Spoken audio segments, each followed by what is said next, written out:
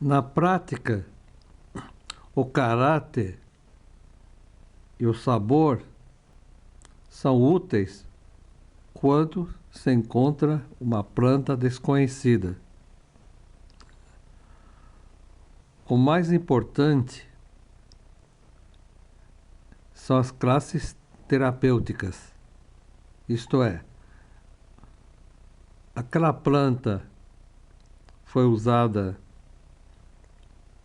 em pacientes ou em animais, né? E foi incluída numa das 18 classes, que indica, de certa forma, a ação mais importante. Conhecendo a classificação terapêutica, não precisa ficar decorando mais o caráter yin ou yang, nem os 5 sabores. Porque desta classificação já foi levado em consideração o caráter e o sabor. E quanto aos meridianos, onde cada fármaco tem melhor atuação,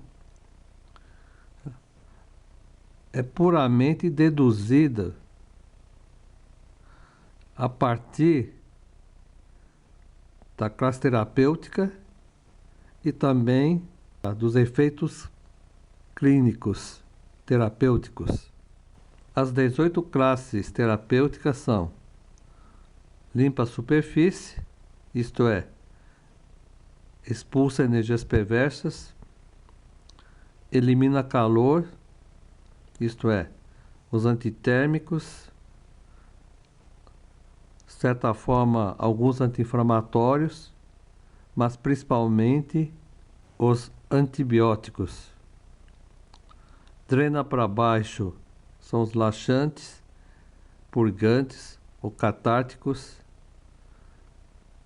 Não apenas servem para prisão de ventre, mas principalmente para desintoxicar o organismo.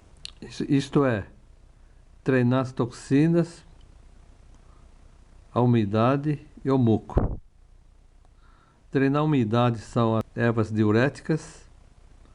Vento-umidade significa reumatismo. Então são aquelas plantas com efeitos anti-inflamatórios e antirreumáticos, e também analgésicos. Mucosidades, quer dizer catarro, mas também mucosidade em diversos locais. Poderia ser corrimento vaginal, ou mucosidade no sangue, isto é, triglicérides e colesterol. Em seguida, temos os fármacos de caráter aromático e que transformam a umidade do aquecedor médio. Aquecedor médio quer dizer estômago, baço, talvez o fígado também. E umidade do aquecedor médio significa, em geral, alimento estagnado no estômago. Depois nós temos a classe dos fármacos que tratam estagnação de alimentos. Neste caso, tem ação semelhante à classe das aromáticas, só que essas ervas aqui não têm aromas assim significativamente. Estagnação de alimentos quer dizer que são fármacos com ação digestiva e que melhora o funcionamento do estômago.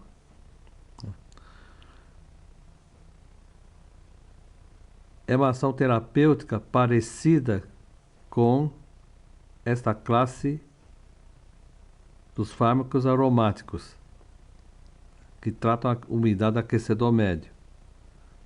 A diferença é que neste caso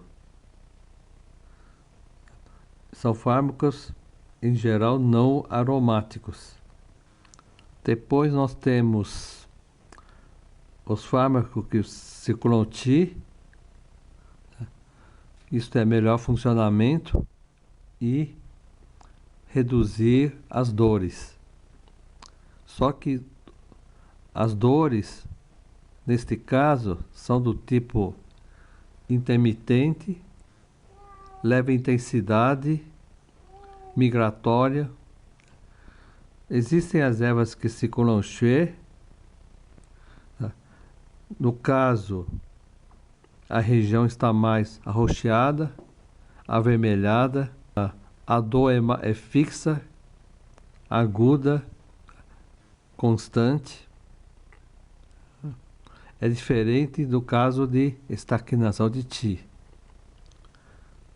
Depois nós temos as plantas ou fármacos que aquecem o interior. Em seguida, os tônicos. Neste caso, existem os tônicos de Qi, de Xue, de Yin e de Yang. Uma outra classe, astringentes, em geral são de azedos e que fecham os poros e os esfínteres. Em outras palavras, diminui transpiração, diminui incontinência urinária ou anal, reduz espermatorreia, melhora evacuações das diarreias. Depois nós temos os fármacos que acalmam a mente. Em seguida, os aromáticos que abrem orifícios do coração. Não são orifícios ou válvulas tricúspide, mitral ou aórtica. São orifícios do coração. E coração representando a mente. Então, orifícios do coração significam a visão, audição, olfato, paladar e a linguagem. É a comunicação da mente ou do espírito com o mundo e com as pessoas. Depois vem a classe dos fármacos que extinguem vento interno, isto é, aquele vento proveniente da subida do yang do fígado e que em excesso provocam tremores, paralisias, contraturas, rigidez. E por último, temos os fármacos antiparasitários e aqueles para uso externo. Reforçando, é mais importante conhecer a classe terapêutica de um fármaco. Quanto ao caráter e ao sabor, convém saber, mas não é imprescindível, pois na classe terapêutica, de certa forma, já incluem o caráter e o sabor. E quanto à ação nos meridianos, fora algumas ervas mais importantes, em geral você consegue deduzir pelas ações terapêuticas gerais.